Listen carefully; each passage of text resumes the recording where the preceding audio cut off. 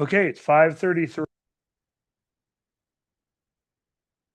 City of San Ramon Parks and Community Service Commission. Let's do a roll call. All righty, thank you. Chair Breed, Present. Vice Chair Levy, Present. Commissioner Dorlick, Present. Commissioner Keeney, Present. Commissioner Mitra, Present. and Commissioner Osland, Present. and Commissioner Shetty. Thank you. Okay. Commissioner Osmond will lead us in the Pledge of Allegiance. I pledge allegiance to the flag of the United States of America and to the republic for which it stands, one nation under God, indivisible, with liberty and justice for all. Thank you so much. Okay, item 3.1. Director Moore, Division Manager Morris, sorry about that. Is there any under changes or additions to the agenda? No changes or additions to the agenda this evening. Do you have any special announcements? No special announcements this Okay, evening. thank you so much. How about Temporary Employee of the Month, Jessica?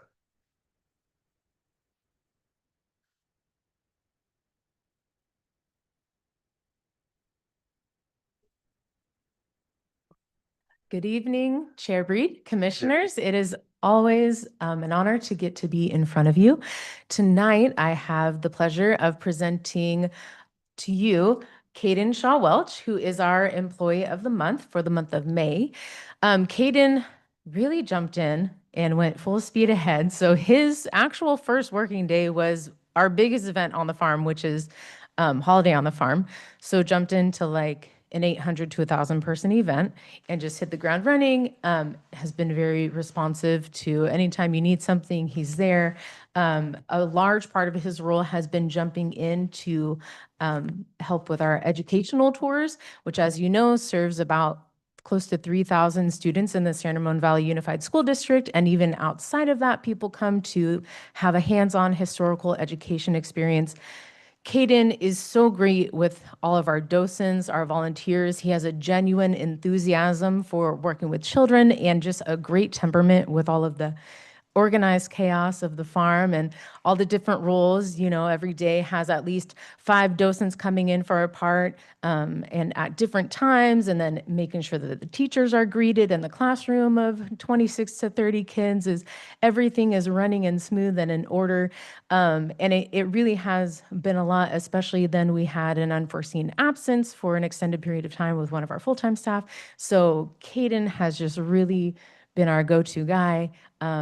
Even to the point of not just knowing the admin portion that we need to take care of things, but even jumping up and filling in a role of being grandpa or gardener or helping lead our TK tours. And so we're just really thrilled to have Caden on board. He's a great addition to the team, a great fit, and just exemplary of the type of staff that we love to have here in the city of San Ramon. Thanks.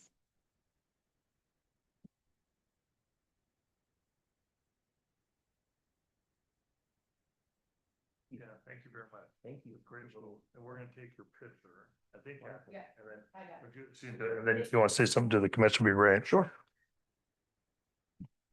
That's right. Okay. All right. Great.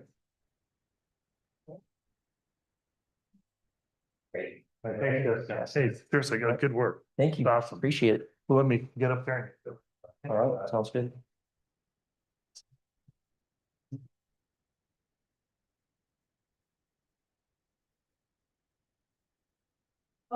Okay, go ahead. I told her. All right. Go ahead. All right. Good evening, And if everybody. you can, speak in the microphone. Oh yeah. All right. Thanks. Good evening, everybody. It's a pleasure to be able to speak in front of you guys today.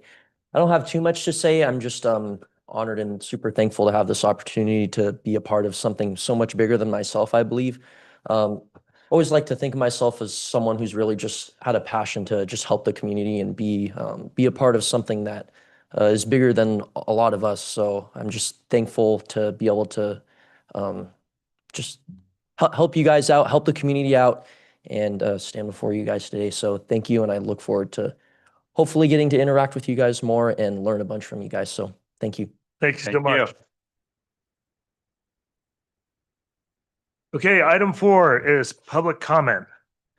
Members of the audience are encouraged to address the Parks and Community Service Commission on non-agenda items relating to the business of the Parks and Community Service Commission.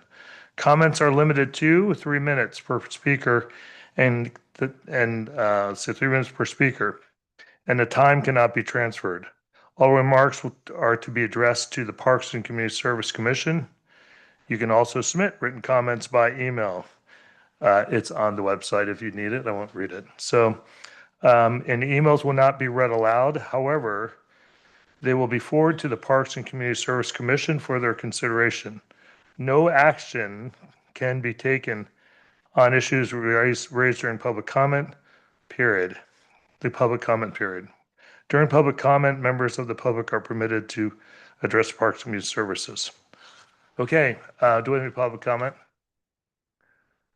Okay, But I do want to remind anyone, if they do wish to make public comment, to fill out a speaker card in the back of the room. okay, thank you so much. Commission business, item 5.1, minutes of the Parks and Community Service Commission. Recommended action is to accept the minutes. So first of all, has everyone had a chance to read and look over the minutes? Let me check this side before we get a motion. This side, are we good? Okay, can we have a motion to accept minutes? Second. Okay, so with Will Dorlick and Commissioner Partha. Mitra, sorry. Got Partha on the mind. Thank you, Commissioner Shetty.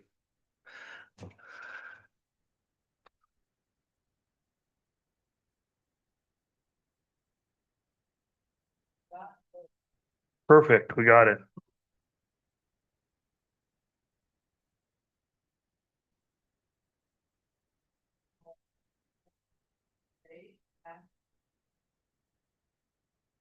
That would be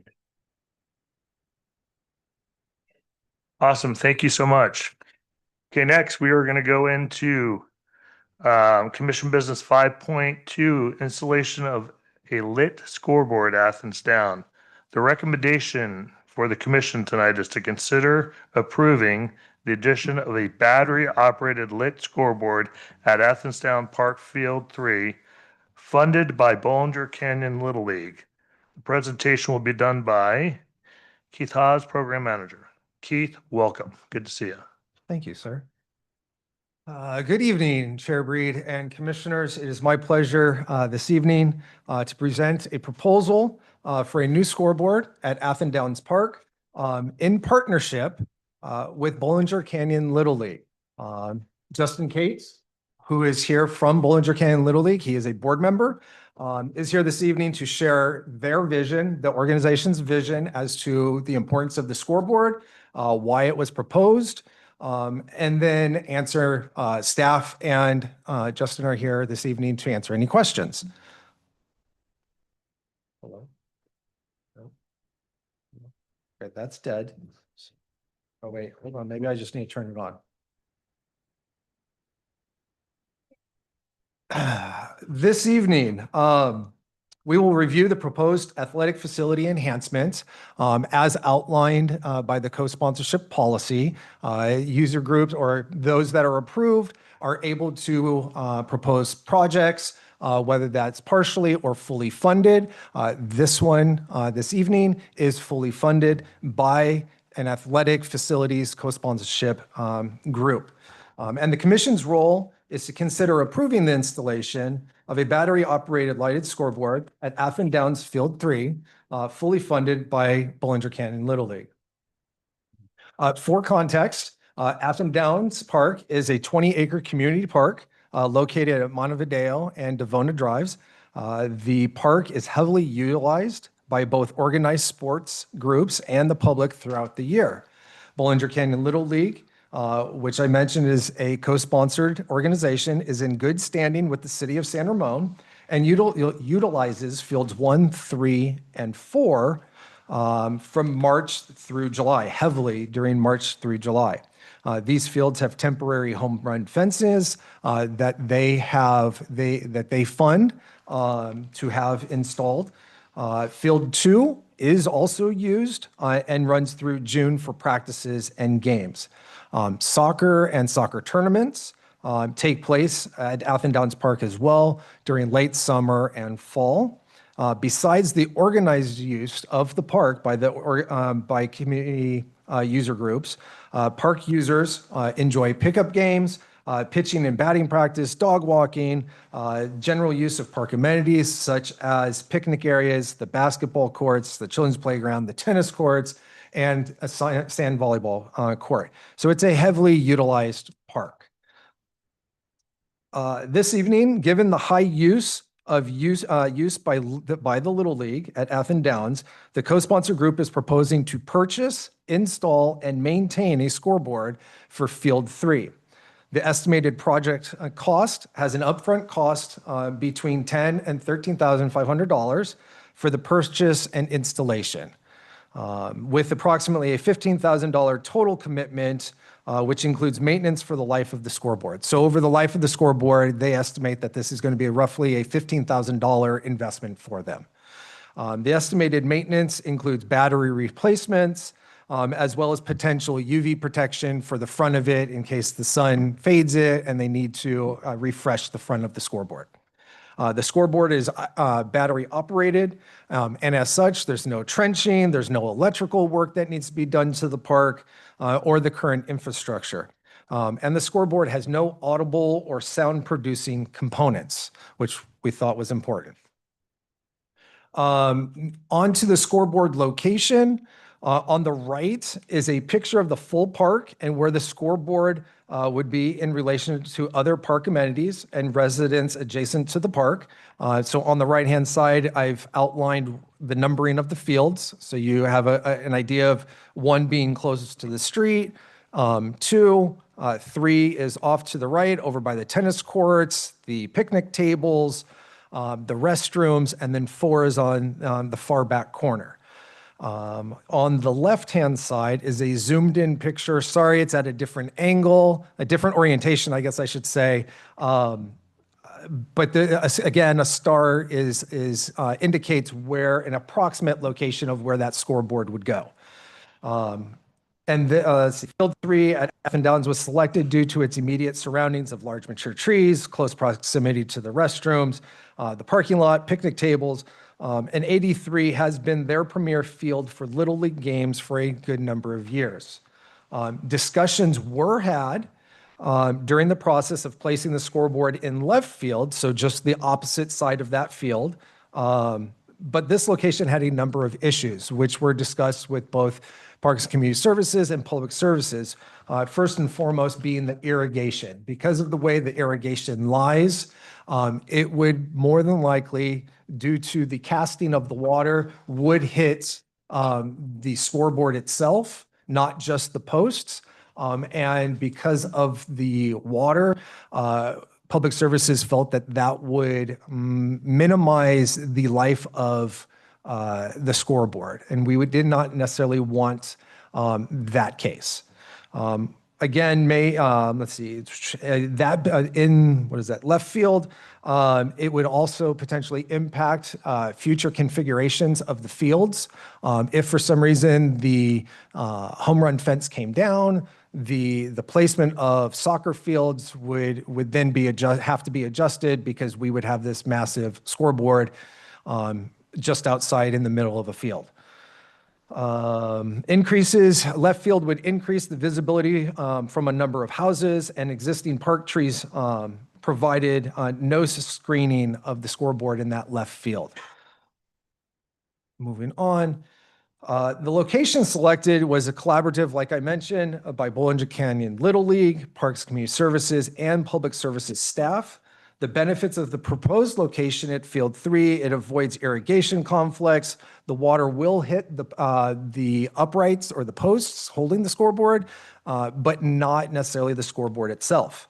It does not impact current or future field layouts. It minimizes visibility from nearby homes, and existing trees provide minimalizing the visibility of the scoreboard. Again, here are some pictures the natural screening provided by the mature trees. The picture on the left is an AI generated. I just plopped a scoreboard in front of the trees to give a reference. You will tell, I will say, there's no walkway. It looks a lot closer than the actual pictures on the right-hand side. You can see there is a walkway. The distance between the fence line and the scoreboard is approximately 70 or so feet. And that potentially could be adjusted depending on where it goes, right? So I will let you determine the trees screening from that picture or those pictures. The Athen Downs additional panel. So that we have the scoreboard, and then we have an additional requested identification panel. The size of the scoreboard itself. So from the white line to the balls, strikes, and outs is approximately 4 feet by 8 feet, so 4 feet tall, 8 feet wide. Little League is proposing an additional secondary panel that states Athen Downs in large letters, home of the Bollinger Canyon Little League below that. This panel increases the dimensions to 5 feet by 8 feet. So 5 feet tall, 8 feet wide. The uprights are not adjusted. It simply would extend, instead of 10 feet off the ground, it's now 9 feet off the ground. But still high enough so nobody's hitting their heads, nobody's running. It's not a overhead issue. Little League's proposed for the panel is to recognize Athen Downs Park, to honor former city manager and mayor Byron Athen, reinforce a non-commercial appearance, and avoid future advertising or sponsorship on the scoreboard. They have no intention of putting advertisements or any future panels on this particular scoreboard. The benefits of the scoreboard for Little League and its participants are it enhances player and spectator experience. It supports Little League's ability to host larger or more prestigious tournaments that may attract teams from outside the community, thereby increasing the use of city amenities and supporting local businesses. The scoreboard will be available for use by other user groups. So they are doing the install, they're paying for the maintenance, and they will allow others that they would have to have the controls, but they would be able to have access to the scoreboard as well. And its appearance is consistent with scoreboards at other city facilities. And that's really what this next picture is. It's comparable. It's scoreboard for scoreboard, not necessarily a location or anything like that. Similar scoreboards exist at various parks. We have Central Park. Actually, I'll identify them as you see them. So on the far left is Rancho San Ramon. Then we have Central Park. We have Memorial Park, Sunrise Ridge, and then the two pools, which are San Ramon Olympic Pool and then Doherty Valley Aquatic Center. So that was left to right. So we do have 6 other scoreboards in town, 4 inside parks and 2 at the pools. Notably, the scoreboards at Memorial, Central Park, San Ramon Olympic Pool, and Doherty Valley Aquatic Center were installed or upgraded through the efforts of co-sponsored groups. As far as community outreach, residents within 300 feet of the proposed location of the scoreboard were notified as dictated by state law. This is the same process used by planning department for all development applications. So PCS did consult planning and followed their guidelines that they follow for notifying the public. Prior commission action, just so you know what I guess that would be your predecessors have done. In December 2016, Parks Commission approved a scoreboard at Memorial Park.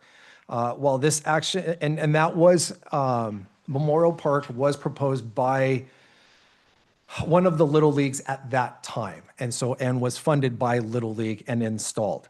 While this action established a general precedent, athletic facility enhancement proposals will continue to be evaluated on a case-by-case basis and brought to the Parks and Community Services Commission as appropriate. As far as fiscal considerations, there is no direct fiscal impact to the city. Bollinger Canyon Little League is responsible for the purchase, the installation, the ongoing maintenance, and the future replacement or removal of it at the end of the life of the scoreboard. City responsibilities, if approved, would be to prepare the partnership agreement, which will include all necessary provisions to ensure the Little League works with the city to obtain permits and any construction documents that need to take place. And that it's installed correctly, as well as provisions to ensure it's maintained appropriately by Bollinger Canyon Little League. And that would be in conjunction with Public Services, who then would oversee the installation, or at least the coordination of the installation. And then the city will assist with the coordination and oversight, like I said, of the installation. At this time, I'd like to invite Justin Cates from Bollinger Canyon Little League to say a few words.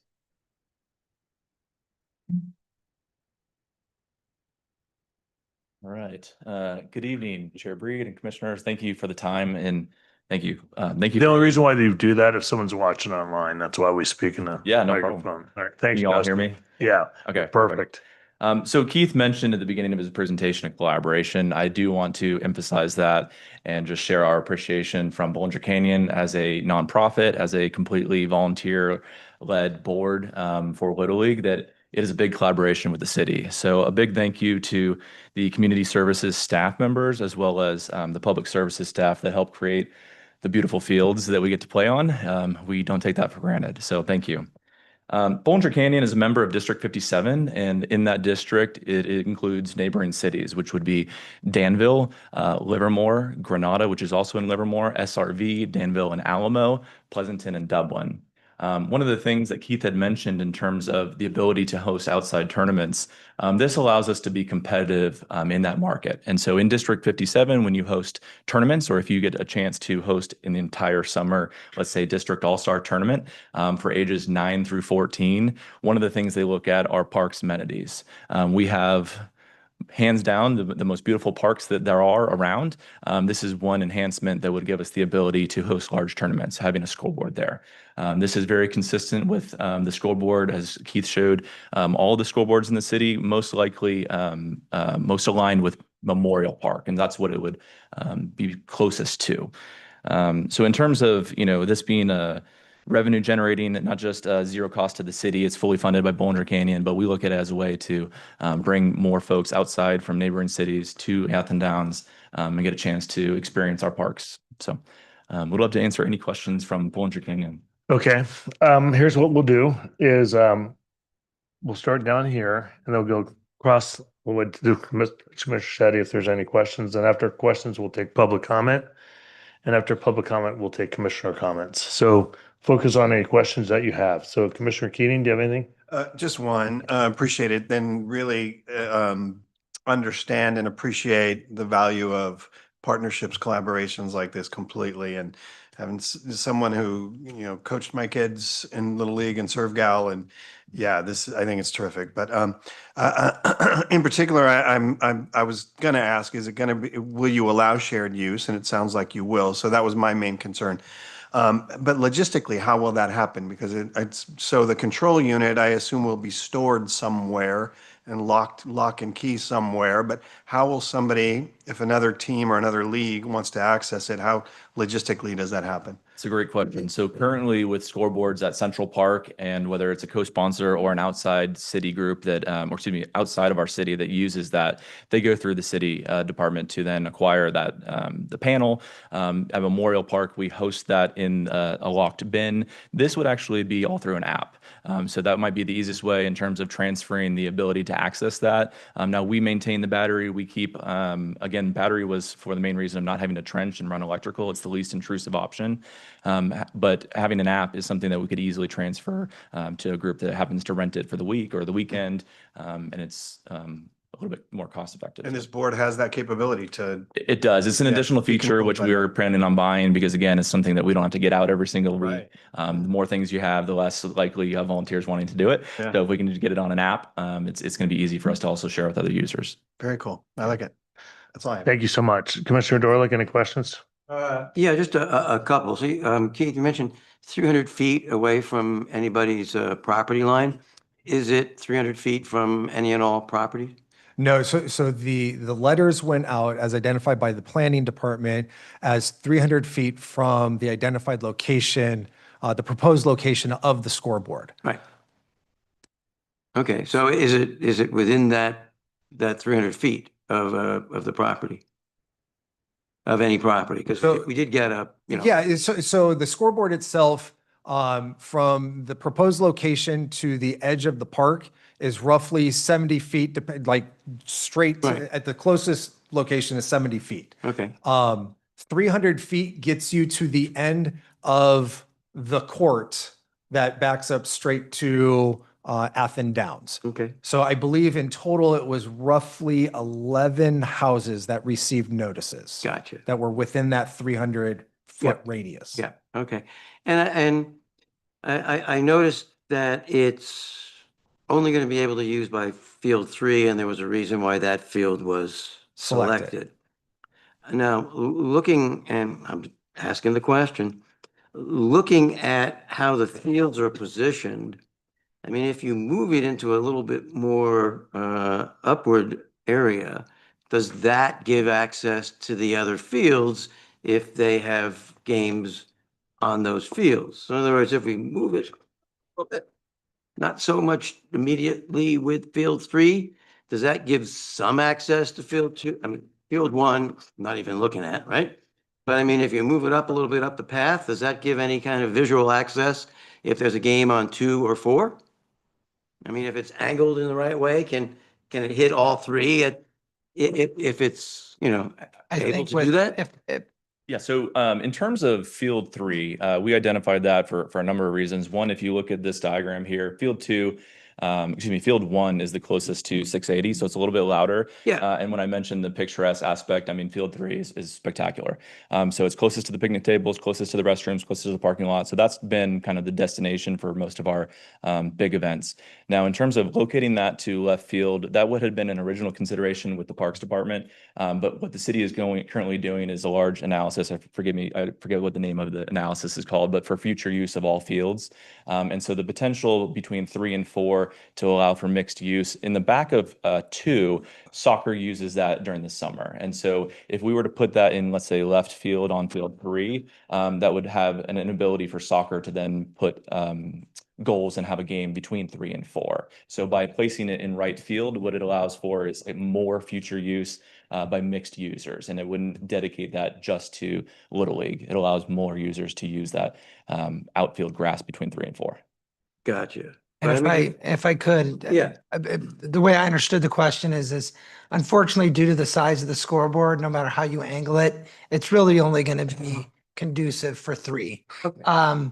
Even if we go. up Or past- even if you angle it, it's going to be too far away for 4 to see or 1 or 2 to see. It's really set to, it would defeat the purpose at that point. Okay. And so it's really, these scoreboards are built for one field purposes, unless it was like going to accommodate for soccer, which it's, you know, that's a different ballgame, but it's really just to meet the needs of the one field. Pun intended. Okay. Correct. Yeah, yeah. Thank you. Okay, okay. No, I was just looking at going up the Right. path a little bit. I mean. Hey, past Will, that can you do your perimeter. microphone? Sorry. Oh, sorry. I was just looking at going up the path a little bit, you know, just past that outfield perimeter. So you're saying the angle and such really wouldn't be able to serve it and it's too far away. Because the angle that you're going to turn it to serve the other fields is going to defeat the purpose of field 3. Okay. Okay. And so it really, these scoreboards are really intended to meet the needs of the field that they're focused on. Single field. Okay, Yeah. great. All right, thank Thing you. I will add to that is that Bollinger Canyon intends to be in San Ramon for many years, if not decades. So while we're presenting this on field 3, I would love to be back here next year and present another one on 1. But right now with the funds and being able to fully fund this through the league, we'd love to start with 3. Mhm. And then we could absolutely look at an additional scoreboard at 1. Okay, okay, all right, thank you. Yeah. Thank you, Commissioner Dorlick. Commissioner Mitra. Yes, I have a couple of them. One is exactly the question that Commissioner Dollich had. But I like when you said that we have option to have a second one later. Yeah. So I love that. Now, basically, I think Commissioner Dollich asked my question because I think it is way too in the corner, not to be used by any other field. And if I'm looking at the plan view here, this is only for field 3. Correct. No other field can use it. If that is the intention, knowing that we did that, right?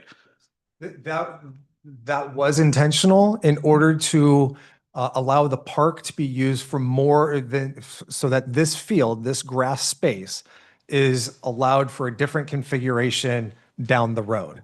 So that if that home run fence ever was removed, soccer could go all the way up to to the border of where that scoreboard is and the infield of the baseball diamond. Okay. In that case, that scoreboard can be used for soccer as well, if it happens. Yeah, I mean, I guess you could do the score. Yeah, sure. Okay.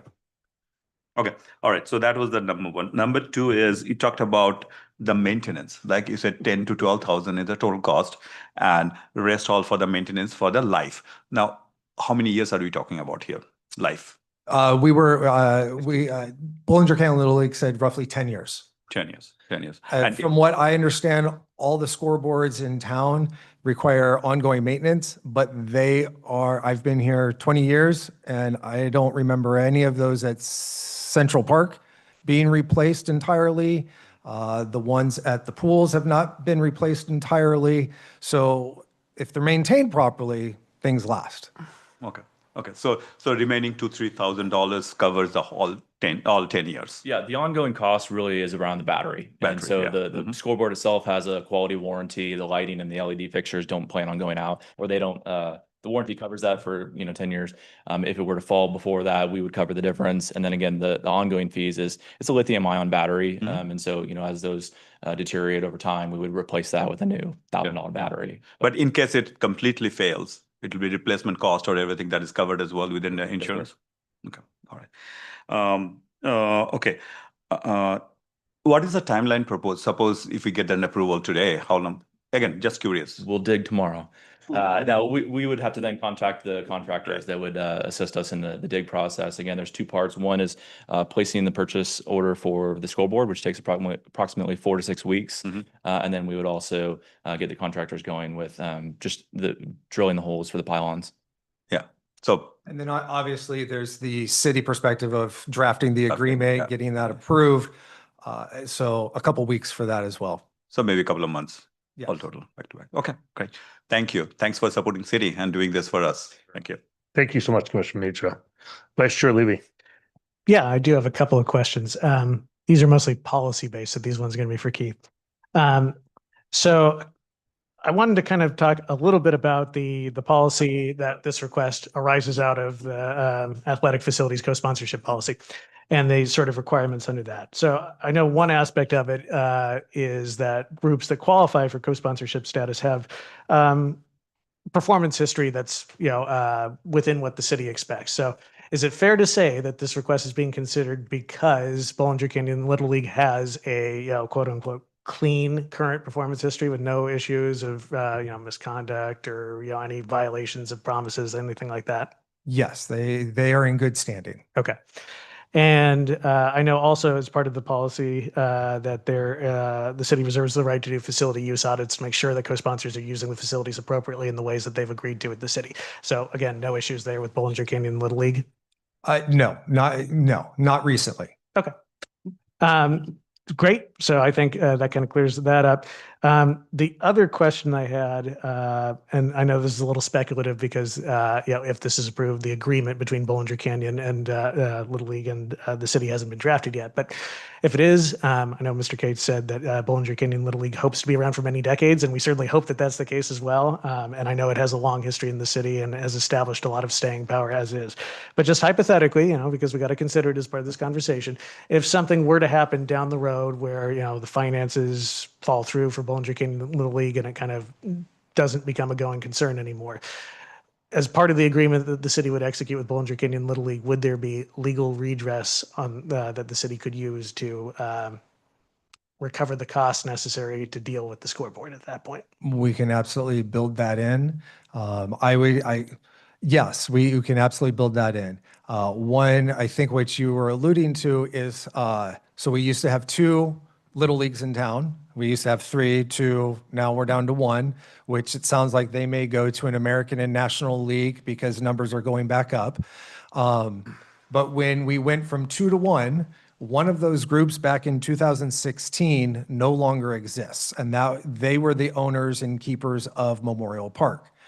Since then, Bollinger Canyon Little League has pretty much assumed the use of that scoreboard, but we can make it very clear within the current partnership what happens to the ownership of that scoreboard, and steps to be taken, whether that the city acquires it or it's taken down. Okay. Yeah, I think with that prior experience in mind, it might be a good idea to make that explicit in this agreement if it should go forward. Okay. And those are the questions that I had. Thank you. Thank you, Vice Chair Levy. Commissioner Osland, any questions? I do. My glasses here. My questions are about the process of communication to the community. So could you reiterate and kind of explain again? It sounds like a letter went out to the residents May 27th, and it sounds like a 2-week, because today is June 10th, so 27th through the 10th, but it was mailed on the 27th, correct? So it went into the City Hall outgoing mail on the 28th. 28th, So okay. the process was initiated on May 28th. What happened after it was dropped in that mail bag or the outgoing mail is unclear. Okay. But it So- did go out. It was initiated on the 28th. Okay, does that neighborhood that's impacted by the signage, do they have an HOA? Do you know? No. I do not believe they have an HOA. No. Okay. Was there any research done on that to find out if they did? I did not An look HOA? into HOAs, no. Okay, I was not identified as an HOA area by planning department, and they did not say that it was recommended to reach out to an HOA. okay, fair enough. Then I guess my other question around the process here and communication, is this the usual protocol? We send a letter out to those that will probably be impacted. Do we give them, I didn't see the letter, so I don't know what was in it, but I'm assuming that it was, communicated that we would have a commission meeting tonight and this would be on the agenda. So, let us know how you feel about this, correct? Is that? Correct. So a similar letter went out when the commission discussed Sunrise Ridge ball field lights. It was almost exactly the same letter. Okay. That the topic was being discussed. It would be at this commission meeting, the start time. Please check the posted agenda for more information. And obviously we will entertain any type of public comment, whether in person. They had the ability to call Director Perez Alonso. Yeah. Okay. Now I have questions. Let's see here. I'm glad Kyle asked about the maintenance because that was something that I was thinking about as well. Boards change, people change, things change. And so thank you for asking that. That was one of the questions I had.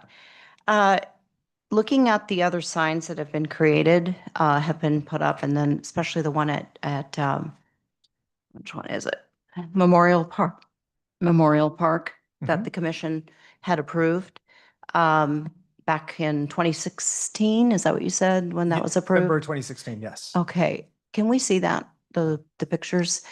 And that was funded by a different Little League group? Yes, the Little League that installed Memorial Park is no longer in existence. Okay. And I'm noticing that there's no branding on any of the other signs. They're actually On SROP, that white panel at the very top on the right-hand side, that actually has a Cal High School and SRVA, which is San Ramon Valley Aquatics, logos on it. Okay, so that's at the high school itself. It's correct? at San Ramon Olympic Pool At the and pool. Aquatic Park, yes. And if I can add a note on that, sorry to interrupt. We did have signage on the top of the Central Park scoreboards, CP2. That was purchased by the original Bollinger Canyon Little League that was here. So they helped purchase 2 and 3 years and years and years ago. And they put signage on the top of that. But when they transitioned to a different league and their sponsorship went away, that we took off the top of that banner because it was no longer relevant. We've had examples to where we've put those nameplates up, and then because of the partnership or the sponsorship, we've taken those down because they're no longer relevant. And that's another example where, as Keith mentioned, at that point, we had 2 little leagues at the time. It was Bollinger and San Ramon Little League, not to get into a whole history thing.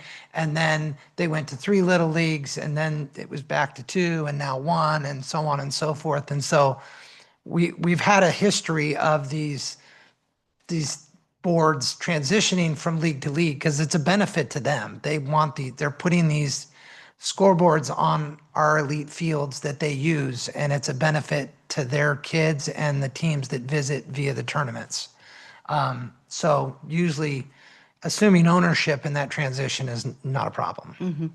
Thank you, Brad. Uh-huh. I guess then just revisiting Memorial Park or one Central Park where the signage was taken off, is this the scoreboard designed in that same way? It would be a completely separate 1 foot by 8 foot panel, correct? Yes, ma'am. So it's approximately exactly as Keith mentioned, 1 foot by 8 foot. It's just a matter of 4 bolts that attaches to the same pillars that are on the scoreboard. So in terms of branding, again, what we're calling attention to is the name of the park. We're not changing the park. So most prominently featured is Athen Downs, and then very small would be, home of Bollinger Canyon Little League. So that would be the branding of the park, its current name. But yes, it is absolutely able to be removed. Okay, I was curious about that. The other part I was curious about with that addition of the Athen Downs and the name of the Little League group, how much does that make it taller? 1 foot. 1 foot. ma'am. So what is, But it does not make it taller. It will be 14 feet tall, so it makes it 1 foot lower. 1 foot lower? Right, so if it was just the 4 by 8, the bottom of the scoreboard would be 10 feet off the ground. Okay, This additional panel makes it now 5 feet tall, so it will be 9 feet. it'll be lower to the Correct. ground. It won't be any higher. Okay, is there a reason? Correct. Okay, is there a reason that it needs to be, I don't know how long the poles are, but do they have to be that long, That tall? that tall? I will refer to.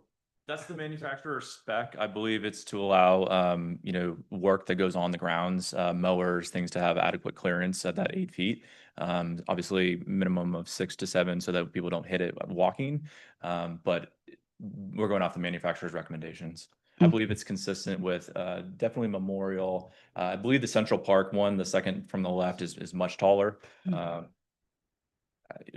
Right? Yes. And yeah, and usually it's an engineering thing. So the higher you go, the farther you got to go into the ground and so on and so forth. And then it also has to do with the size of the boards, how big that needs to be and the support that it needs. With this being, I'm assuming, with this being battery operated, it doesn't have the insides like the boards we have at Central Park, which is where we had to run the power lines. We've got the whole nuts and bolts in the inside of it, so on and so forth. But that's usually we're going off the specs for all of our scoreboards per the companies that are selling them and what they're recommending. Okay, so since this scoreboard at Field 3 will be just for Field 3, does it have to be that tall? Can it be lower to the ground so that no one can actually go underneath it? Does it have to be that tall? Are you, so the question is, can it be? Can it be ground shorter? level? Ground level? If it's only for that field and it's There's- not going to be seen at any of the other fields? So there's currently a home run fence 4 feet tall that has screening on it, so it cannot be at ground level. It would, at minimum, have to be 5 feet off the ground. And then at that point, we'd have to consider the overhead issues as far as somebody running into it. So at some point, it can be too low. And at that point, you have to raise it up above, head level so that we don't have people scalping themselves running into it or whatever. So the issue is to get the gardening equipment underneath it and for people not to hit their heads. That's why it has to be And certain height. visibility from the ball field itself. So Okay, there's multiple considerations going into the height. Well, and okay. if I can, I'm sorry, I keep adding, if I can add to that, then the sprinklers would come into play. Because they still throw 360 degrees. And at this point, they're just hitting the concrete and the cement posts that are holding it up. If we were to lower it, then you are dealing with water damage to the actual board itself and where the lights are. And I believe from visiting the site, I believe with the height that it is, it gets it up above the bottom of the tree line. So it's hidden from the surrounding neighborhood compared to if you kind of lowered it into that halfway mark, the trees aren't hiding it and so on and so forth. So it's by the height that it is, it's working to the advantage of, one, you don't have to worry about the vandalism. 2, you can mow the lawn around it. You're not worrying about water damage. And 3, it's getting it up above the bottom of the tree. And I'm not getting the right verbiage, so I apologize, but the bottom of the tree branches, it gets it up above, which we thought was a benefit to the surrounding neighborhood. I believe the trees are redwood trees. Correct. And I know we've had some problems in the past with our redwood trees with our non-potable water, correct? Because it has a salt in it. Are these trees healthy? Yes, they are. The pictures that I provided, here, they are all very healthy. They are not similar to the trees that are, I believe, next to the freeway or towards the front of the park that have been replaced. Okay. So I'm not sure if we'd have to check with Public Services if they're on a different water line or something, but they are not, yes, they are healthy. Can you pull up the slide with the different fields? Yeah. 1, 2, 3, 4. So is there room to maybe move it more by the tennis courts? So if it's going to be a certain height and you're not going to hit your head and the gardening equipment can go around it, is there value in moving it to the left from the red dot that I see? No, I understand. Star. If you were to move it further right towards the tennis courts, it would be behind the bleachers. So for fans that are watching, at the south part of this picture, you'd have to turn around to then see the scoreboard. For those that are on the third base side or left side, again, they would have the obstruction of that dugout or the fence there. So it's set about 20 feet in from the right foul line. So the further you go, again, towards those tennis courts, you then have either minimum 50% of the patrons not being able to see it or 100% not straining to see the side of it. Okay, thank you. Keith, I wanted to ask you about, I know in the past we had some opportunities to have sponsors for our scoreboards.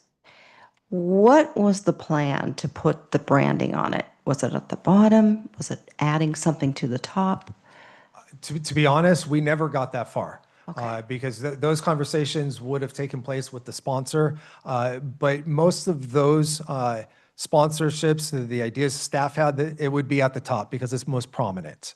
And then it would be, it's the scoreboard basically being presented or the field presented by this person with the scoreboard below it. But that is all within the conversations with those sponsorships. Okay. And the fair question would be to Justin, I put the Athen Downs at the top. Mhm. I just thought it looked better. But I don't know, I never clarified with Bollinger Canyon Little League as to what their real desire was, whether it was the top or the bottom. Mhm. Justin, did you have a preference? I think what you have to Okay. to say it clearly, we don't desire to have any partnerships on there. It's not gonna say Athen Downs, Coca-Cola, so you know, we want to be Augusta of Athen Downs, right? Sponsorships, it looks clean.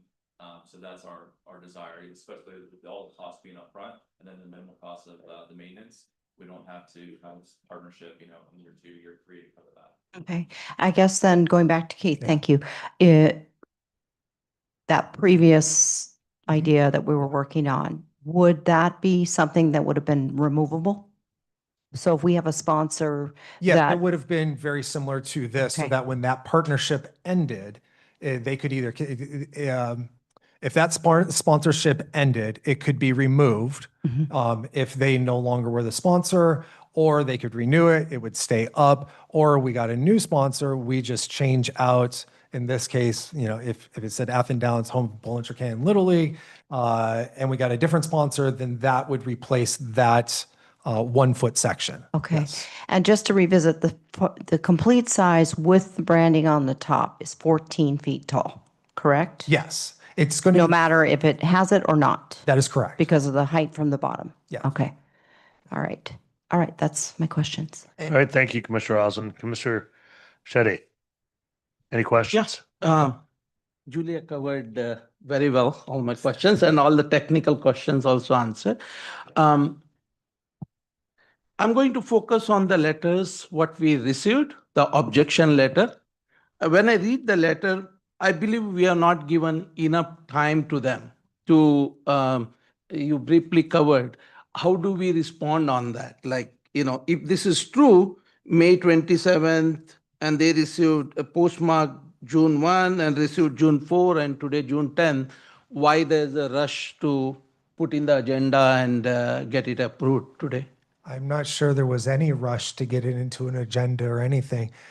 The letters were mailed on the 28th. What happened to them once they were dropped? I'm not exactly sure. I'm not sure why U.S. Postal Service took various number of days to deliver it to a local address. I can't speak to that. What is the legally required number of days notice for this kind So- of thing? According to Planning Department, this was a courtesy letter, and it's nice what they do in their application process. For us, this was a courtesy letter to put out, and they said typically their letters go out 10 days in advance, which if the letters had been delivered, would have been 10 days in advance. Oh, it's just, we don't need to give the formal notice. It's just a courtesy letter. In this case, Got it. yes, it was described to PCS as a courtesy letter to the neighbors. Got it. And how many houses we It was have? roughly 11 or 12. I 11, forget how okay. many exactly. Out of that, I believe 2 houses raised the objection, if I'm not mistaken, because one is husband and wife, 2 letters. That's my understanding, yes. Yeah, okay. And other one, Julia already covered the sponsor's name.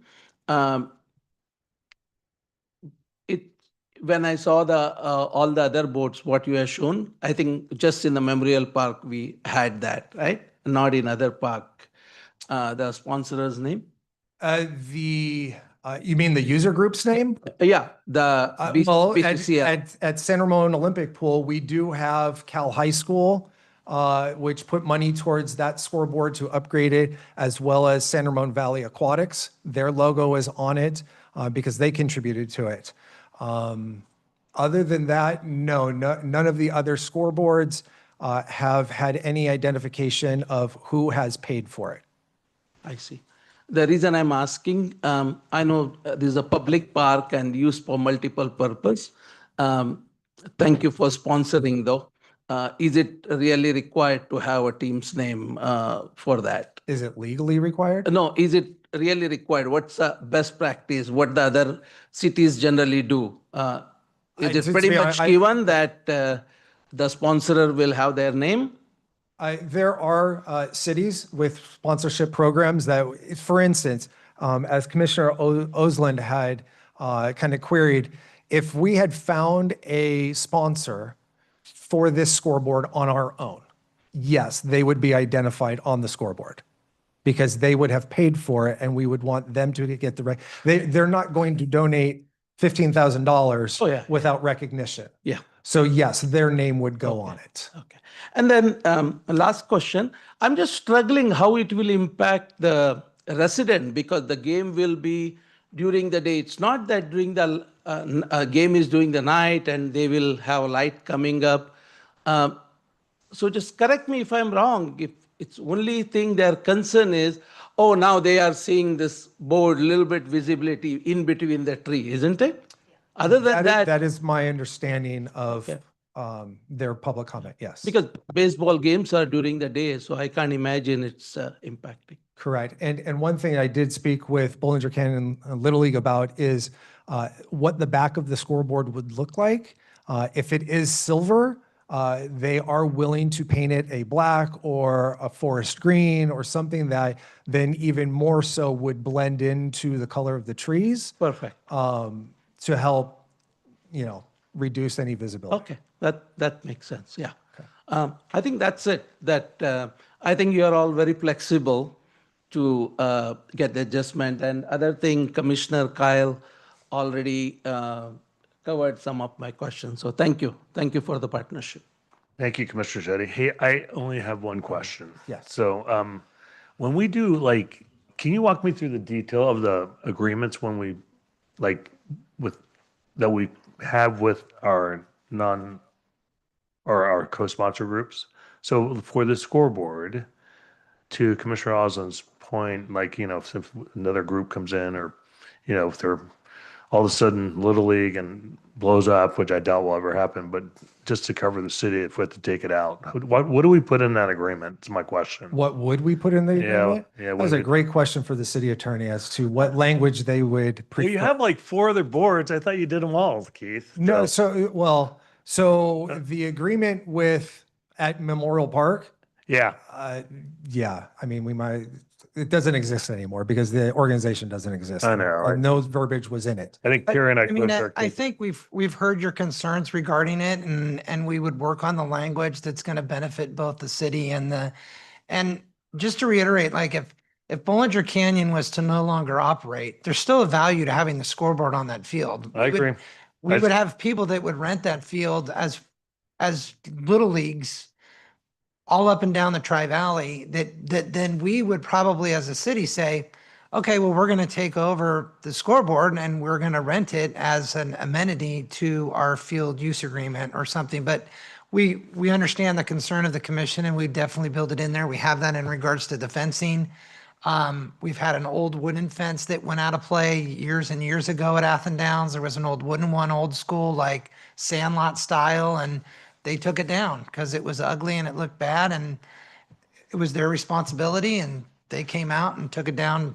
Brad, you answered exactly what I was looking for. So Right. which is what, now you just saved my comment. So there you Okay. go. All Wonderful. right. So, that's it for, questions. I only had one.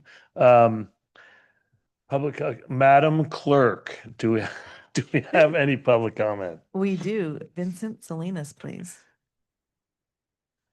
Vince, welcome. You speak in the microphone because people may listen to you. For a first, right? Yeah. Good evening, members of the commission. My name is Vince Salinas, and I'm a proud 23-year resident of San Ramon.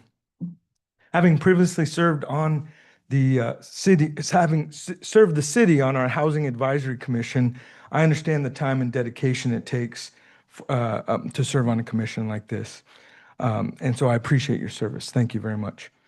But I'm here tonight to speak to you in my capacity as district administrator for California District 57 Little League. I'm here to speak to you also. It's more than just a scoreboard. In Little League, we teach the values of character, courage, and loyalty. By approving this project, you are matching those values with a direct commitment to our local youth and the pride of our community. Our ball fields are where our children learn resilience and teamwork. This upgrade shows our players that their hard work deserves a stage they can be proud of. Beyond the pride it brings to our residents, this scoreboard is a practical necessity for our growth as well. To host state-level tournaments here in San Ramon, we are required to have this equipment in place at Ethan Downs. Currently, District 57 has very few fields that meet these specific standards. By approving this, we open our gates to bringing in dozens, over 100 families, for instance, at one state-level tournament. That's 100 families frequenting our restaurants, going to the movies, staying in our hotels, that type of thing. And there are, for a 60-foot field, there are 3 state tournaments every year up for bid. By approving this, these families come in from as far away as Ukiah, Sacramento, as far south as Hanford and Visalia. So these are not local tournaments. This is Northern California. So anyway, to wrap up, I want to thank the city staff for their hard work on this proposal. This is a rare opportunity to make San Ramon a destination for state-level tournaments while investing in the kids right here in our own backyard. I respectfully ask for your support and approval. One item I wanted to bring up, though, Bollinger Canyon Little League has actually, their charter is operating under what was established in 1972. It's been around for over 50 years. So Little League in San Ramon isn't going anywhere, at least if I have anything to say or do about it. Thank you. Thanks, Vince. Madam Clerk, any other public comment? There's no more public comment, but we did receive 3 written public comments from Brian Triplett, Richard Lieblick, Eloy Carrillo, all of which are before you right now, and as well as posted in the red binder in the back of the room. Okay, thank you so much. We will move to commission comments. So I will look to my right first to see if you guys have any comments before we make a motion. No, I think all the questions have been very thoughtful and thoughtfully answered. In my estimation, I think staff really did a lot of research in regards to specifications and placement. And I agree with our speakers' points here that an amenity like this could be a deal breaker or deal changer when it comes to getting more groups in here to utilize our field. So I think it's a good thing. It looks like it's a good partnership and a good collaboration, and I'm supportive. Yep. Any other comments on this, guys? You guys good? No, I just wanted to reiterate the fact that, we see in Livermore at Max Baer Park that that started very, very small, but now it's hosting, an ESPN broadcast, Little League World Series. And so, we see a lot of energy around that, a lot of families coming in, as was mentioned. So, this kind of an amenity, if it has the proper guidance, so that it's not impacting, the residents in a negative way, has a lot of positive energy and a lot of positive momentum that can come for it. So just wanted to bring up, if you're not aware of what's happening at Max Baer Park over the last 10 years or 15 years, it has just become an event almost equal to the rodeo in Livermore. Yeah. With the Little League. So. Okay. Yep. So first of all, thank you. Thank you, as I said, sponsoring this and helping the city. And I had no idea, it started with a scoreboard to have a much bigger impact on the whole city business and everything. So if that is the case, that will be awesome. That's definitely appreciate that. So I think all good. Look that, but the kid, while I was going through the comment, I think we should read through it because there are some comments that are not related to scoreboard, but some other grievances. So as a resident, as a commissioner, I think we need to hear that out, not just push it under the rug and see if we can do that thing. So this is not related to scoreboard, but when they got an opportunity, they raised it. So that is definitely something to go through it, understand it, maybe do something about it, right? So I think I would request city on that to take those feedback a little more seriously. than just a comment and do something about it. I'll just request that. Thank you. Thank you, Commissioner Mitra, Gorlick, and Koenig. Any comments on the side? Commissioner Vice Chair Levy? Thank you. Yeah, I'll echo what Commissioner Mitra said about the written public comments we received, and also the comments that we got tonight. I really appreciate everyone who shared their thoughts on this issue, period, because it's an important part of the process. And reviewing the written public comments, definitely caused me to consider, potential views that I might not have known about or thought to consider before. And I do think if my house was one of the ones nearby and I didn't serve on the commission, I might be writing in a letter of concern too to the commission to express my thoughts. So I completely understand that and I'm sympathetic to that. But that being said, I do think the questions tonight and the presentation that was put forward show that there has been a lot of thought put into the placement of this. The reason why it needs to be where it is. A lot of steps have been taken to help mitigate some of the negative effects that might otherwise appear.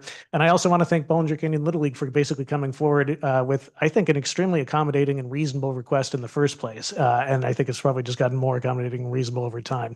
I think Bollinger Canyon Little League is making this request completely in good faith, and I think its track record of the co-sponsorship with the city supports that. I think that Bollinger Canyon Little League has been a constructive partner that has had a beneficial relationship with the city. And I think that this request is just a reasonable furtherance of that relationship. So, yeah, I don't have any concerns at this point. That's all I got. Okay, any additional? Go.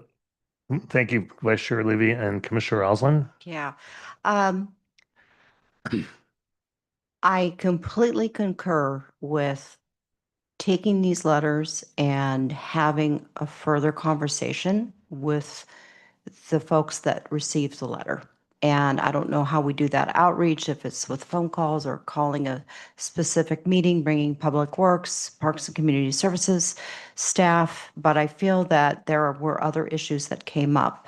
The one thing that I have learned tonight is that the scoreboard kind of makes it big time. So it's really an attractive addition to City of San Ramon to draw, to attract tournaments, and I like that.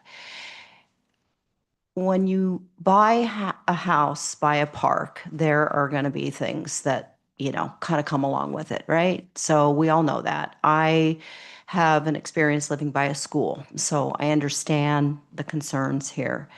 And so we have to be good neighbors, and that's something that I really want us to be, especially in this situation because of the height of it and the placement. So it is going to impact some folks.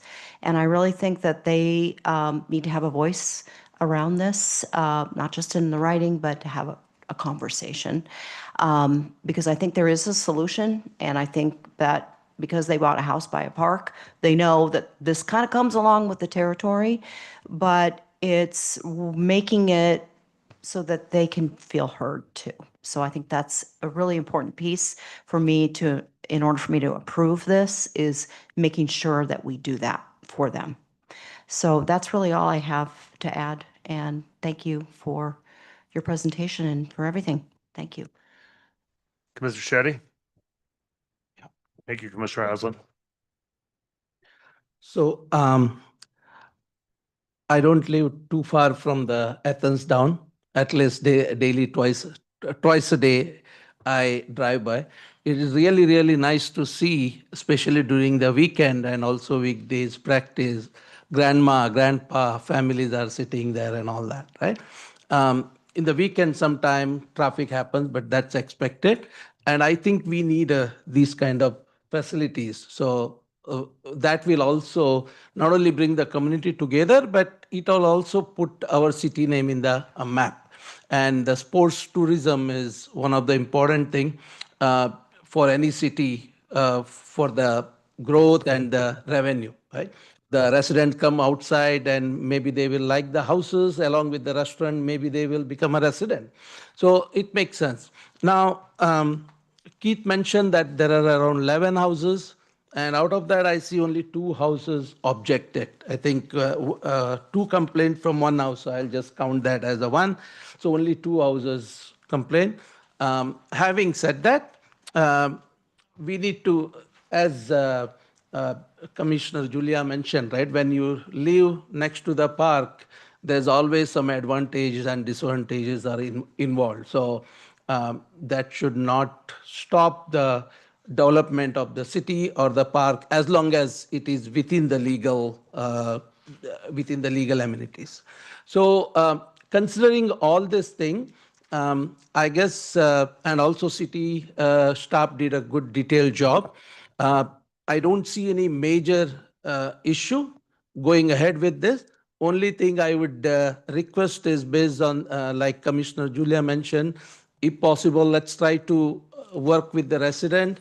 There's no guarantee that we can accommodate all of their needs. For example, the painting one, you said instead of silver, black, right?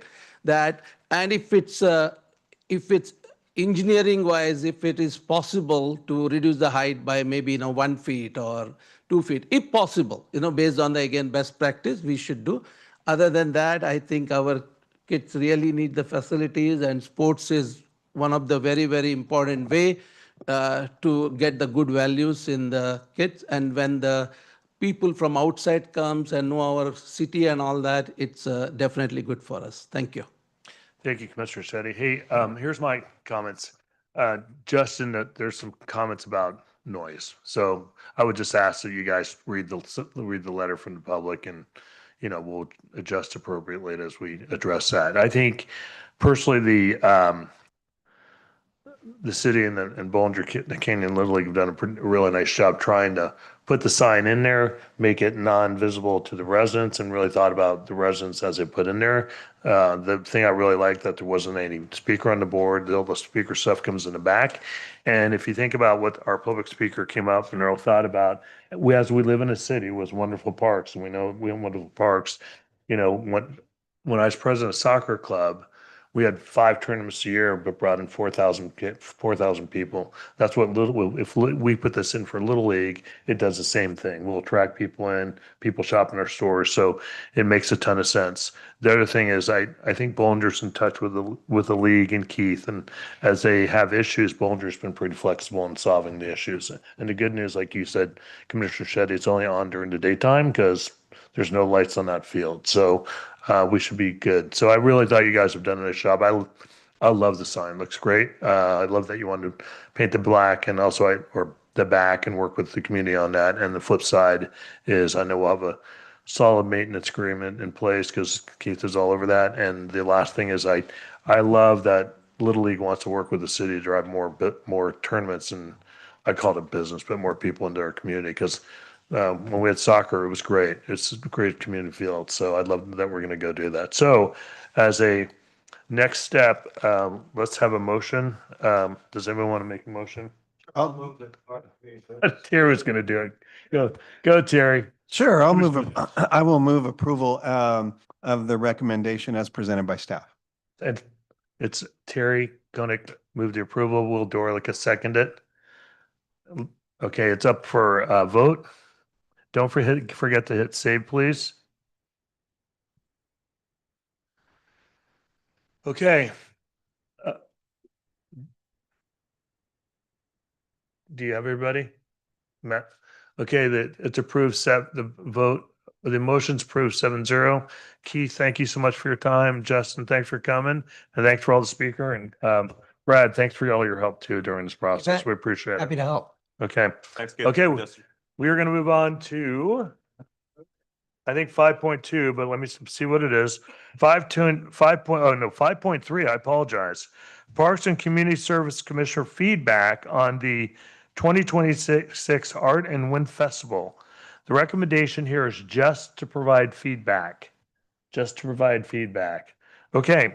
And I believe Division Manager Morris is going to be leading the conversation. Is that correct, Brad? Yes, or I'll kick it off and then you can take it from there, however you I would would like love to to do handle that, it. actually. If you could set the stage. That'd be Yeah, great. with Art and Wind Festival behind us, believe it or not, it's already time to start planning for next year. Yes, and so, however, before we plan for next year's event, it's really important for us to evaluate what went well with this year's event and what changes we want to consider moving forward to next year to make it even better than before. Staff prides itself on always being open to change and on figuring out what might make this event better from year to year.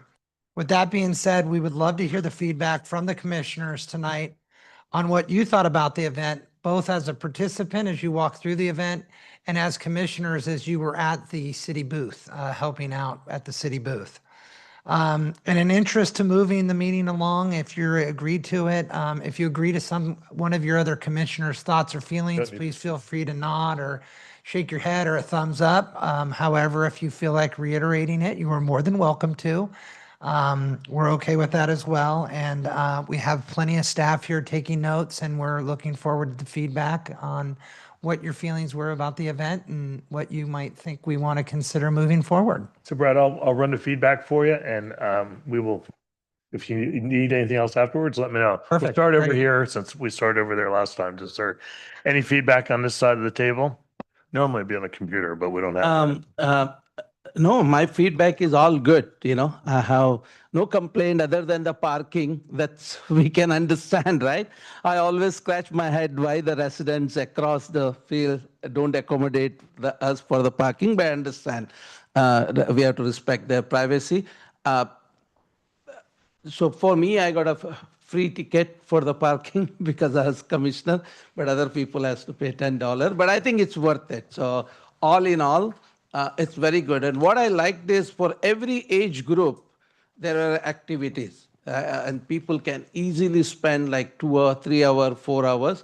And I really liked, and including our residents were stopping by the booths, and the giveaways, what we had at the booth was very, very creative. That was attracting the small kids, along with that, their parents. So all good. Excellent job, I would say. 5-star. Thank you. Thank you so much, Commissioner Shetty. Any other comments on this side?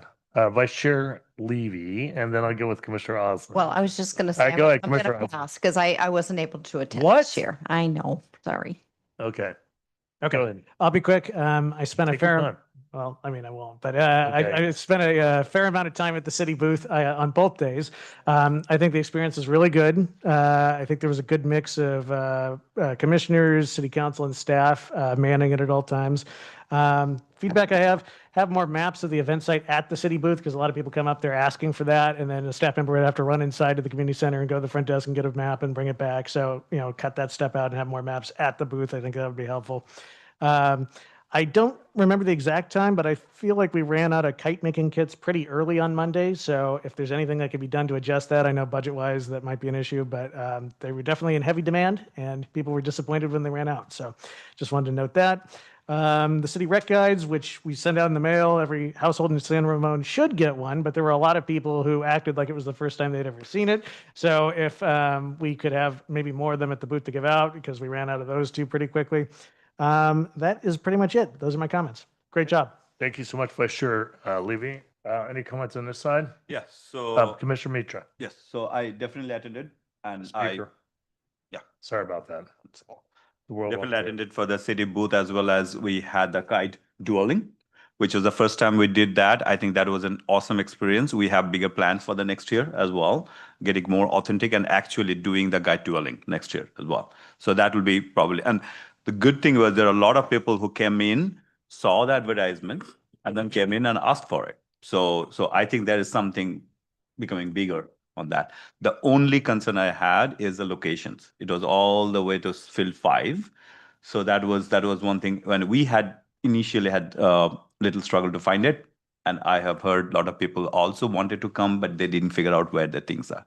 So that is one thing. So something to be considered maybe. But overall, it's good. The only thing I would ask, do we hand out the maps, the paper maps? Do we have a digital map search enabled?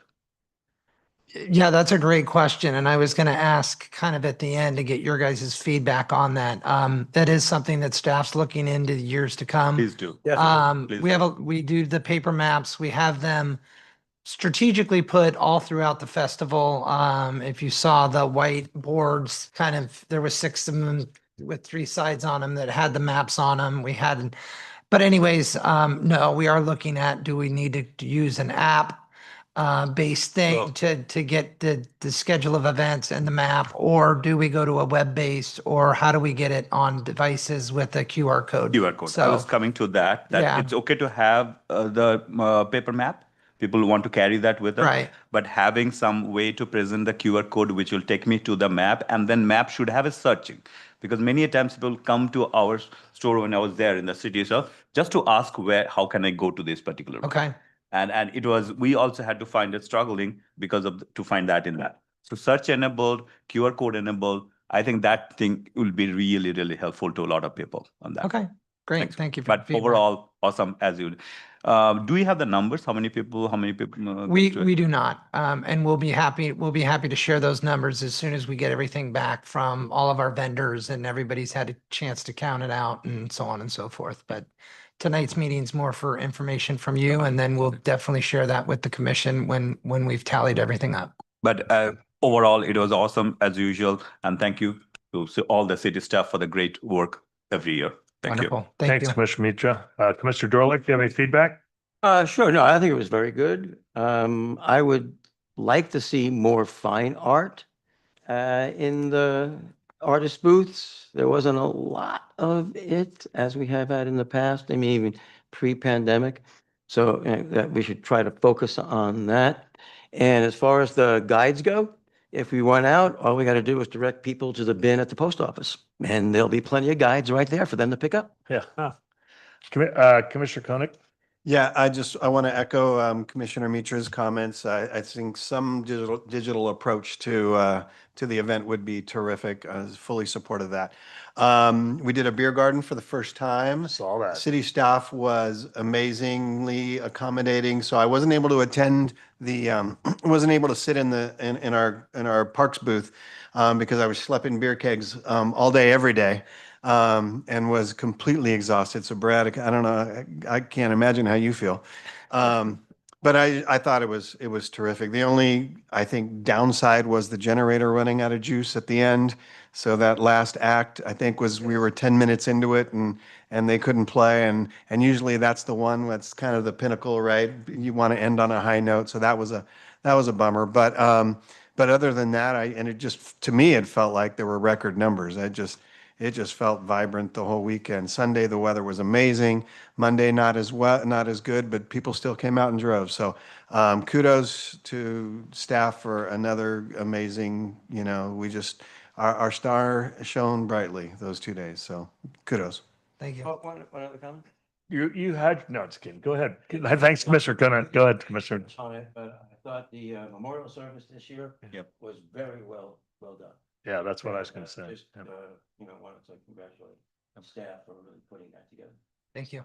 Yeah, but thank you, Commissioner Dorlick. I was going to say the same thing. For me, what I thought worked really well, Brad, is the Memorial Day service at 9:00 over at Memorial Park was excellent, and especially with the eagle in the background, brought a new meaning to the service. I know it took forever to get there, but it was. I mean, we had like three news stations over there, so it was really good. It was really memorable service for the right reason for why we're doing it, and I thought we do such a good job that create a lot of media. So I know a lot of work went into that. As far as Art and Wind Festival, Steve Cox said we had more, and I asked how do you know we had more people? He's talked to a couple of vendor booths about how much they sold this year versus last year. So because I told him we have it so spread out, it doesn't look super crowded, right? So and I think that worked really well. I think the recycling, I know it's kind of a weird thing, but where we have recycling and the people in the green jackets, picking up and help the people recycling is the right thing to go do. And it seems that because I know it was a request 4 years ago from us, was how do we get recycled utensils and show more of a ecological approach. I thought was excellent. And at station, even near Terry's Beer Garden, they had recycling, which was a perfect place to put it. Anyways, and then also I think the concert locations were perfect, especially with the grass. Anyways, I really think what they do is really well. And then the only thing I would tell you from my standpoint is I got to get a map and study it because they're asking me where. I just told somebody I got nothing because I didn't know I had no idea where it was. So, and no one was around. So I thought Kyle would know. But anyway, I'd be helpful if I kind of did a study before I got here.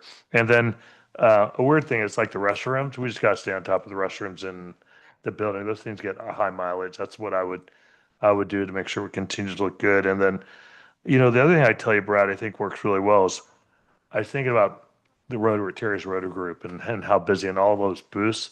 I love that, a lot of the nonprofits or how we partner with city organizations. And it's such an important fundraiser for a lot of these organizations. So, they get back and they give the money back that I think we do a really nice job there. So I don't know what our budget is and, if we're breaking even or whatever.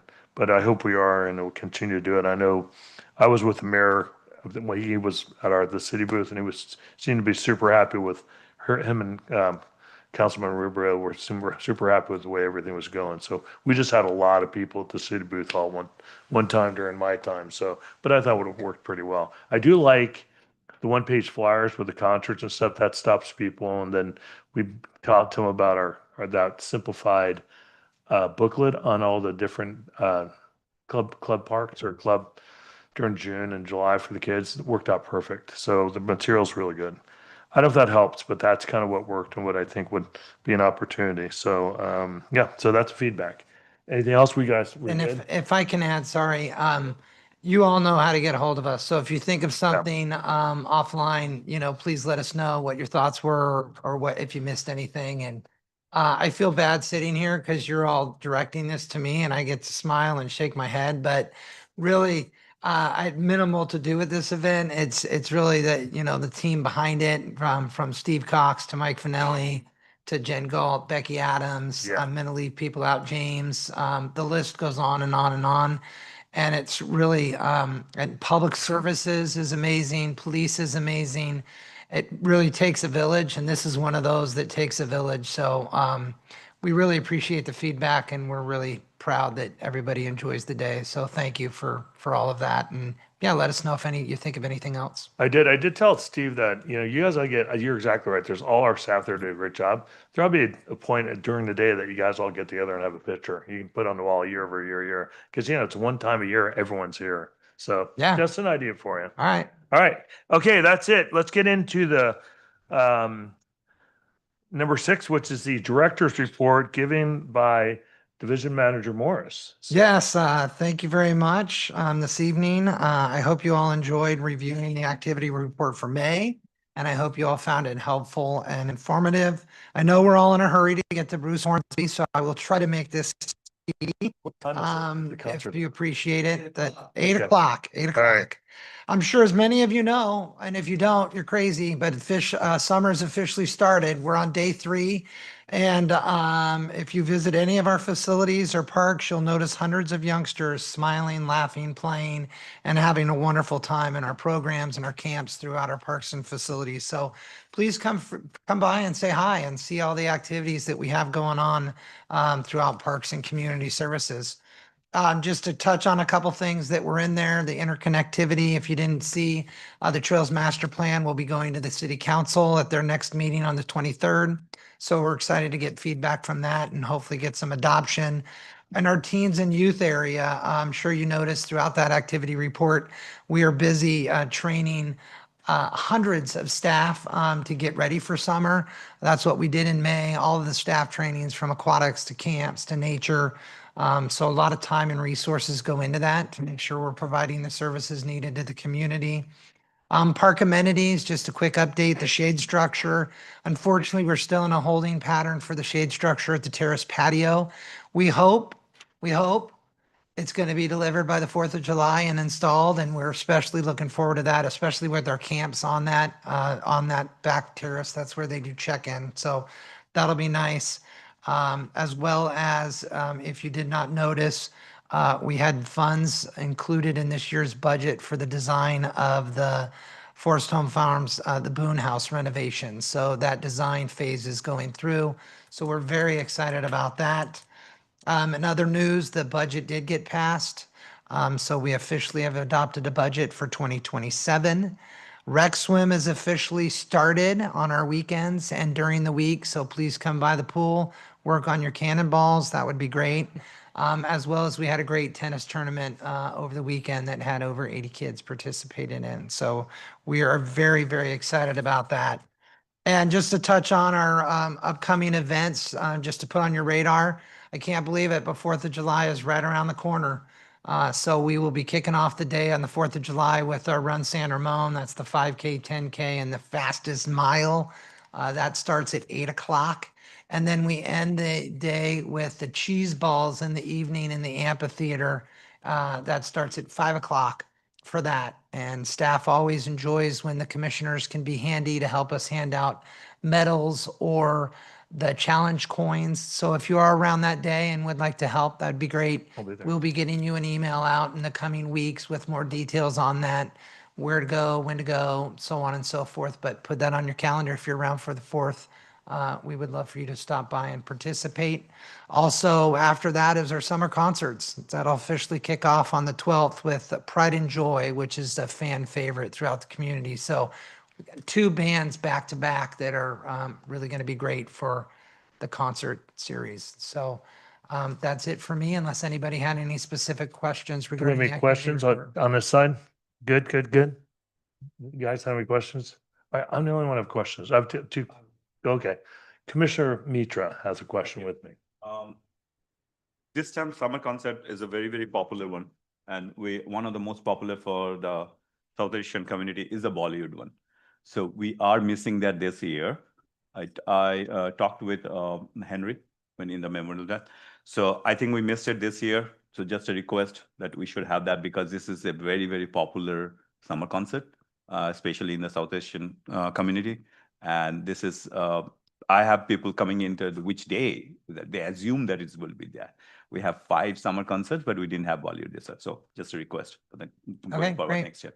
And I think in case the commission didn't know, we do have a web page. So if you have bands that you're interested in seeing at the summer concerts or a particular act or something, please go to the San Ramon webpage and you can fill out that information there. It's a great resource for us to understand what the community is looking for in the summer concerts. So thank you. Okay, Brad, did what Commissioner Mitra said, and then I noticed the lunch month trips are coming to an end or we're running out of budget. And can we get updated on status of that? I was reading through that because I know they're packed every time we do them. So what? Yeah. I don't so understand that. I prefer not to use the word end or because of budget. Yeah. We are looking at reevaluating that program and trying to figure out what is that price point for our seniors for those trips. And so that is something that we're evaluating with the increase in all costs, restaurant prices, Yep. transportation, gas, the van services, all of that. And what is in the best interest for the seniors. So we are having a pause so we can evaluate and make sure when we bring that back, what does that look like? What will that look like? And what's in the best interest for our community and for our senior community? And what do they want? And again, what are those services we can provide within those price points to where it's still interesting and something the seniors want to sign up for and go to? Yeah, I'm sorry to use it. I just didn't see. No, I didn't it's see the word continuation. No, So either way, Brad, can you just update us on, we'll keep you posted. because I just remember reading and I do read these, Yeah. that they're always packed and people want to go. And now that I'm getting more towards that age, I'm like, oh, that'd be fun. So anyways, and then the second thing is I didn't know we did the whole compost Fifth Animal Spring Recycle Days. Yes. I didn't even know we did that. So how do we communicate that to the community that we're doing it? Because we're giving away compost, I guess. Yes. Free bags. And I thought it was really cool. So is there a way we communicate that or can you walk me through how we communicate that to the community? I don't have the specifics on Okay. that, but we partner with Public Works on that program. That's Super actually a cool. different department that leads that, but we will definitely definitely can share your feedback on that and Okay. work with them on how do we promote that to the community on the front end. But clearly a lot of people heard about it because Yeah. we had a So- great turnout, which was nice. So we'll look at how we can improve that moving forward. I appreciate you listening to me. So thanks so much. Yeah, of All right. course. Go ahead, Terry. Commissioner Koenig, I'm sorry. Yeah, Mr. Chair, I'm sorry. I had one other question. Brad, do you know what kind of attendance we had at the third Thursday? I know it was the inaugural one, the Arts and Eats At Doherty's. I do not have the Station. exact Okay. numbers. I was there. It was a good attendance. for Was it a first- good turnout? It was good. It was, and there's still room for it to grow, I think. It was amazing to see how excited the attendees were about the event. There was a lot of good energy. There's a lot of room for growth for more artists to participate in it. And there's a lot more room for growth for participation from the residents. But for it being the first time on that third Thursday, and we probably could have marketed it a little bit better leading up to it. I thought it was a great turnout. Got it. Thank you. Okay. We are now down to item 7, which is commission reports and announcements. Do you mind if we start down with you, Terry, on this? Sure. I'm I sorry, just Commissioner have- Koenig, sorry. I just have one liaison. I subbed for Commissioner Osland for at the Senior Advisory Committee on the 1st of June. And it was a vibrant meeting, I have to say. Summer barbecue is coming tomorrow and the ice cream social on June 17th. We also had a presentation from the it's called Home Match, which encourages shared living spaces for people. So that was pretty interesting. Other than that, Susie Chow gave a really good update on participation, which participation and overall in programs at the senior center is up over last year. So Excellent. that's it. Thank you so much, Commissioner Koenig. Commissioner Dorlick, or anything that's Commissioner Terry brought up the third Thursday, so that was part of the Arts Advisory Committee meeting last month, as well as a preview of the Art and Wind Festival with the artist work that had been approved and the review of the 5-year cultural plan. So third Thursdays, it had a good kickoff, and I think it has some momentum going into the summer. That was a tough Thursday to kick it off right near Memorial Day and the Art and Wind Festival and, et cetera. But there was a reasonable turnout. I think there's going to be more food trucks next time too. Thank you, Commissioner Dorlick. Commissioner Mitra? Yes, so quick update on the Tin Council meeting on May 19th. There were 3 agendas. So they talked about the e-bike and e-scooter safety presentations. So looks like, and I was not aware, that there are regulations against the e-bike, but there's e-scooter is regulated, but e-bikes are not. So they were making aware the teens about the good riding behavior and what kind of safety rules they need to follow. So that was one. I think that was a very good discussions on that. The second one was Senior Tech Days special workshop. So they got so they had one-on-one tutoring at the senior center with the seniors. So based on that, the feedback they took, to train the teens about what kind of issues the seniors faces. They had workshops to train the things that these are the kind of questions we are receiving. We prepare and help the seniors. So that was the other one. The last one they had was middle school transition peer mentorship. I think that was a very good and timely one because they paired up with 8th grader with a high schooler and kind of say that how to transition and how to support mentoring them on that. So I think when we talked about mental health, we most of the time focus on the high schoolers. We kind of ignore don't think that middle schooler also has a mental health on their own. So I think this addresses that particular segment of the kids in our society. So I thought that was a very good on that. And I will request the Tin Council to continue that as well and expand it to all the middle schools. That's it. Thank you so much, Commissioner Mitra. Vice Chair Levy, any report? Yes, there was a planning commission meeting last week on June 2nd. The main item of business was a study session for a concept review of a proposal for a 2.56 acre parcel at 2251 San Ramon Valley Boulevard near the intersection of Deerwood Road. Some of you might recognize that as the former site of the Outpost over near Windmill Farms. So apparently the Planning Commission way back in 2016 approved a different proposal, which never came to fruition, and the permissions for that expired in 2025. So the developer was coming forward now with a new proposal for 45 multifamily townhome units with 15% of them being below market rate. And this was a early study session for the Planning Commission to give feedback about that concept. A lot of the details haven't been ironed out yet in terms of design, things like that. So the feedback was provided to the developer. They'll go back, hopefully incorporate it, and then come forward with formal applications down the road. So that was the Planning Commission. And then lastly, I just want to quickly plug on Saturday, June 27th from 2 to 3 p.m. at the San Ramon Library.